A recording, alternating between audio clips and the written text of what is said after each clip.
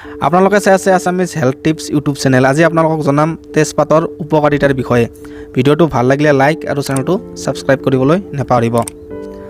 তেজপাত আমি সকলোৱে খাই আহিছোঁ। অতি প্ৰাচীন কালৰে পৰা ব্যৱহাৰ কৰি অহা এই ঔষধি সুগন্ধি উদ্ভিদজোপাই আমাৰ শৰীৰত কি উপকাৰ কৰে জানো আহক।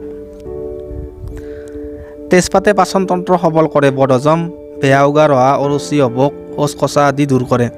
পেটৰ মন্দাগ্নি, গেছ, পিত্ত দূৰ কৰাৰ লগতে অখাদ্য গ্ৰহণৰ পৰা হ'বলগীয়া ৰোগ প্ৰতিৰোধ কৰে। তেজপাত সিজোৱা পানীত আদা, ক'লা নিমখ দি খাব। কাহ, চৰ্দি, হাঁপানি, মাত ভঙা, এলাৰ্জি ৰোগত তেজপাত, তুলসী, আদা, পিপলি, গুড় বা চেনি সহ বেছিকৈ উতলাই চাহৰ নিচিনা দিনে 2-3 বাৰ খালে উপশম হয়। মূৰৰ বিষ, গাঁঠি বিষ বা অন্যান্য বিষত তেজপাতৰ চাহ খোৱাৰ লগতে তেজপাত আৰু এৰাপাত বটি লেপ লগালে উপশম হয়। প্ৰস্ৰাৱৰ যাৱতীয় ৰোগ তথা কিডনীৰ ৰোগ বা পাথৰী ৰোগত তেজপাতৰ চাহ বা উতলোৱা পানী খোৱাটো উপকাৰী। বহুমূত্ৰ ৰোগীৰ বাবে উপকাৰী। হৃদৰোগ বা হৃদযন্ত্ৰ দুৰ্বল বা বুকুৰ ধপধপনি কৰা, সোনকালে ভাগৰি যোৱা ব্যক্তিৰ বাবে যথেষ্ট উপকাৰী।